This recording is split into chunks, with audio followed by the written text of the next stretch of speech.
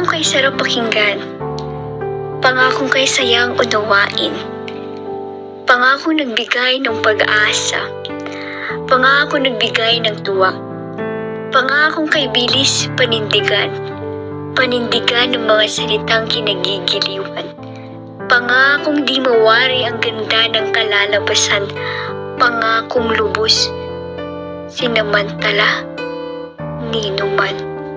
Kagandang sabihin ng pangako, subalit kahirap gawin. Sabi nga nila, pangako na papako lamang. Mabilis ang panahon na para bang ang mga salitang binitawan ay isang bula na nawawala. Hanggang kailan mo dapat sabihin ang pangako, ngunit di mo kayang panindigan. Sumisikat ang araw at kasing daling nagiging gabi. Habang umiikot ang mundo, ang buhay mo ay unti-unting lumilipas. Ano nga bang status ng buhay natin ngayon? Isa kang Kristiyanong kita ng maraming tao, mga taong binabasa ang iyong buhay. Paano mo tatapusin ang pangako mo kung ngayon pa lang ay di mo kayang gawin? Tanda mo pang panahon na ikay niligtas sa kapahamakan, na nooy kay sayang mong ginagawa ang mga bagay-bagay na nanaayon sa kagustuhan ng ating Diyos sa may lalang. Nangako kang paglilingkuran mo siya. Nangako kang maglala ng oras para sa Kanya. Dahil nooy, napakainit mo pa. Nangako ka ang buhay mo ngayon, di mo na pagmamayari.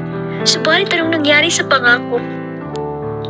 Ang pangakong pinagpalit sa panandaliang kasiyahan ng mundong ito. Sinabi mong kasi ang magbigay ng kasaganaan ng buhay, ngunit ito pala nagbibigay ng kapahamakan.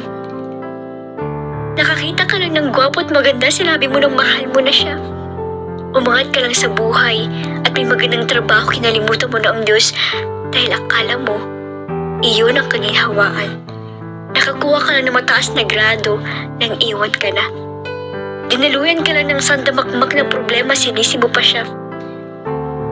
Sinabihan ka lang, nasaktan ka na ng bonggang-bongga at sasabihin mo, ayaw mo na dahil sa kanya. Ganun na lamang ba kadaling iwan at baliwalain ang tunay na nangako at kailan may di nang iwan at tapat na nangako sa'yo?